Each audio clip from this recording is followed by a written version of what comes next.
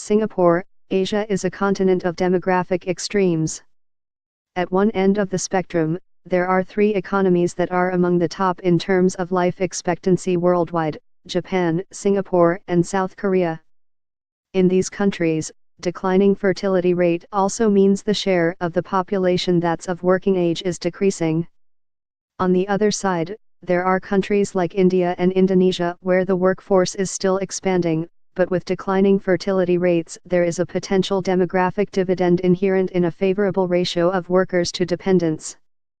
And there is the Philippines, where the fertility rate is still high and with the workforce supporting a growing population at both ends of the age spectrum, any demographic dividend remains elusive. East Asia has been on a path of a declining ratio of workers to dependents, while in South Asia, it is still the opposite. Sub-Saharan Africa is also starting to see a small demographic dividend. Clearly, policy responses to demographic opportunities and challenges vary according to diverse situations. Notwithstanding the vast regional and country differences, there seem to be two sets of actions that could be favorable across the board. A combination of more open immigration policies and efforts to raise labor productivity can provide win-win opportunities. Opening up to immigrants. For countries like Japan and Singapore with shrinking workforces, expanding managed immigration, despite their differences in immigration policies, can offer high returns. The influx of young workers can also ease strained pension systems and the burden of caring for the elderly. In the U.S., over a third of the immigrants are skilled and meeting the country's economic needs. And it was immigrants who founded Google, Intel, PayPal, eBay, and Yahoo, companies that have created thousands of jobs.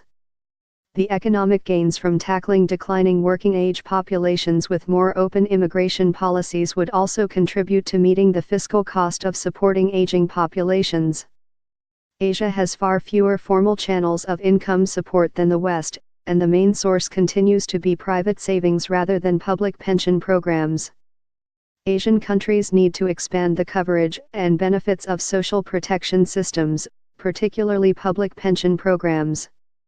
The coverage and benefits of pensions are inadequate, especially for the elderly poor, and often unsustainable and in need of reform, as in the cases of China and Thailand.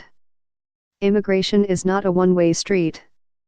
In 2017, the remittances of overseas workers to developing countries are projected to rebound to $450 billion, according to the World Bank. That projection includes $239.6 billion for Asia, comprising $128 billion for East Asia and $111.6 billion for South Asia. Rebounding capital to the Philippines continues to remain resilient, projected at $32.8 billion, despite the political uncertainties in the Middle East. Improving labor productivity. Second, productivity improvements are a must. A 1% fall Indiana. The supply of labor is often estimated to result in a similar reduction in percentage points of gross domestic product.